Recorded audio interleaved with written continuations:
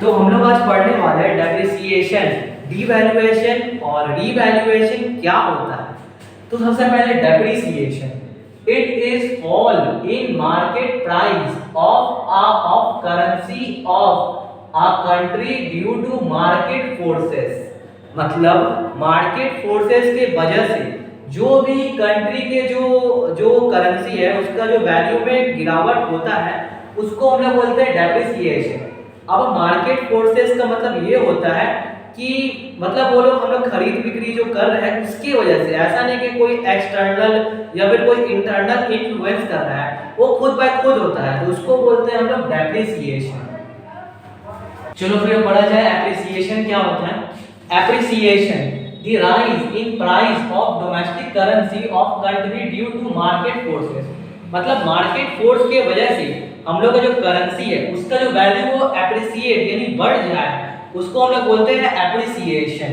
अब कंट्री का जो करेंसी का वैल्यू है बहुत, तो अब हम पढ़ेंगे डीवैल्यूएशन क्या होता है। डीवैल्यूएशन मतलब it is the decrease in value of domestic currency of country due to RBI और सेंट्रल बैंक। मतलब ये आरबीआई या फिर सेंट्रल बैंक के द्वारा कराया जाता है। इसमें हम लोग का जो मार्केट फोर्सेस है उसका कुछ काम नहीं, मतलब मार्केट फोर्स कैसा भी रहे, जो आरबीआई या फिर सेंट्रल बैंक है वो लोग अपना मन के मुकाबले जो करेंसी उसका वैल्यू को कम कर देता है बाकी करेंसी के मुकाबले। मतलब यहाँ पे होना चाहिए with respect to other currency.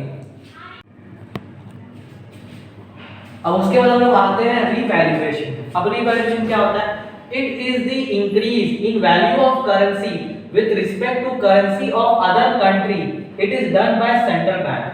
मतलब दूसरे कंट्री के मुकाबले हम लोग का करेंसी के जो कंट्री का जो वैल्यू है वो बढ़ गया। मतलब ऐसा नहीं कि मार्केट फोर्स की वजह से वो एक किया गया है सेंट्रल बैंक के द्वारा। मतलब सेंट्रल बैंक को ये लगता है, इसका रिक्वायरमेंट लगता है कि हम लोग को वैल्यू को बढ़ाना चाहिए फिर घटाना चाहिए, तो सेंट्रल बैंक अपने मन के मुताबिक भी कर सकता है। इसी को बोलते हैं रीवैल्यूएशन।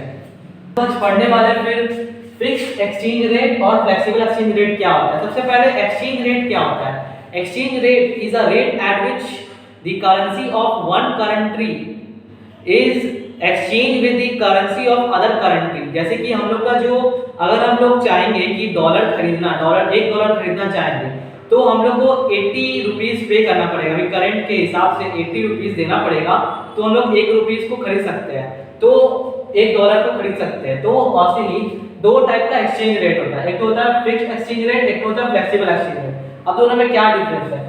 जो फिक्स्ड एक्सचेंज रेट होता है वो गवर्नमेंट करता है, आरबीआई करता है। ऐसा नहीं है कि वो मार्केट फोर्स की वजह से होता है, वो आरबीआई करता है। और जो फ्लेक्सिबल एक्सचेंज रेट है वो क्या बोलते हैं, मार्केट फोर्स की वजह से होता है। मतलब वो खुद बाय खुद होता है, ऐसा नहीं कि उसको हम लोग को करना पड़ता है, वो खुद बाय खुद होता है। तो थैंक यू सभी को। और हम लोग का वीडियो ये पसंद आया तो हम लोग का चैनल को सब्सक्राइब करें, हम लोग का वीडियो को लाइक करें और शेयर करें। ठीक है, थैंक यू, बाय।